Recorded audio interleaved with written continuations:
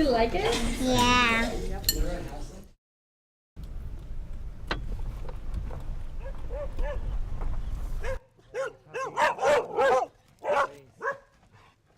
Hi.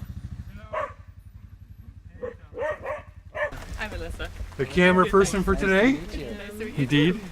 You guys have to leave soon, right? I do. I have to drive. Where are you headed off to? Ashland Co-op to deliver. Today's our delivery day. Oh, really? Yes, I called Derek and said won't be there till 3. Well, we just wanted to stop because we, tried the lamb and we're on our way north and we thought it would be cool and we film everything, so we just thought we'd film. Who made the lamb? I did. He's a Oh, chef. you? Yeah. I David's understand. a chef. Okay.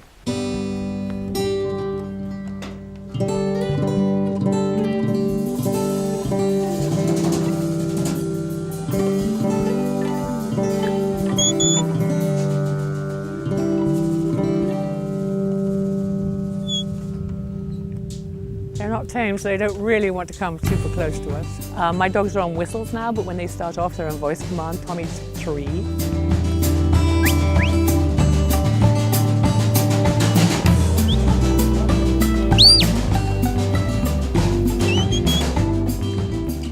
The other thing about a whistle is that if I'm here and the sheep are out in that far field in the morning and I need to gather them and bring them in, I'm not having to scream at Tommy to do it.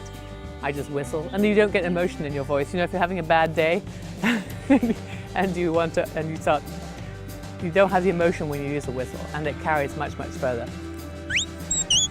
They're bred as a working dog. It doesn't matter how hot it is, how cold it is, how muddy and disgusting it is, they're always like, yes!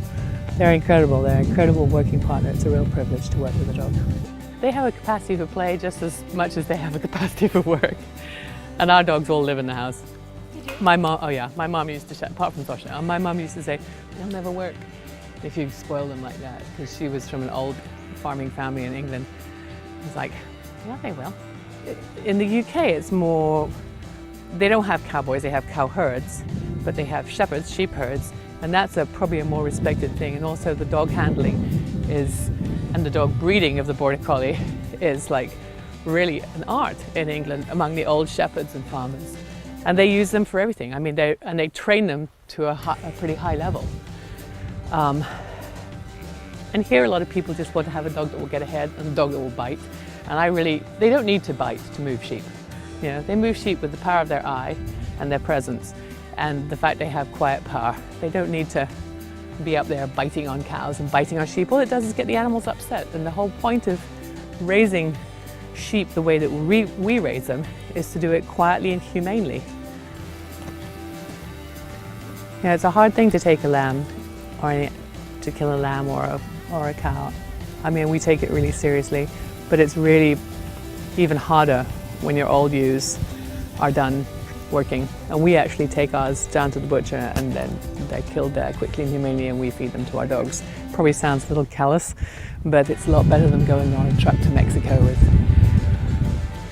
you know, hundreds of other sheep. And I think that I like to know where they've gone. I like to know it's been quick and clean for them at the end.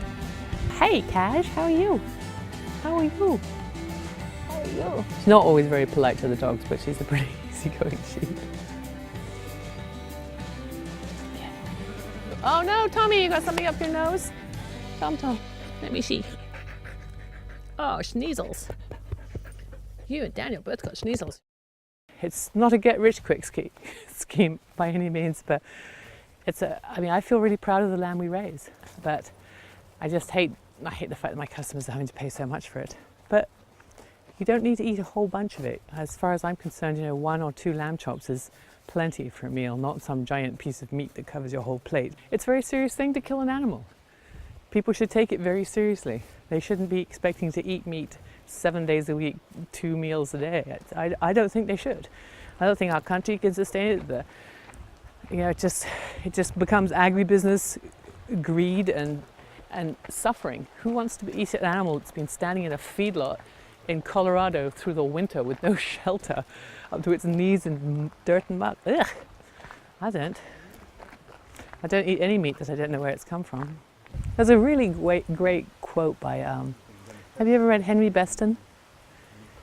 don't think I have. he wrote on a northern farm, and it's those animals are not brethren, they're not underlings, they're other nations caught with ourselves in this net of life and time.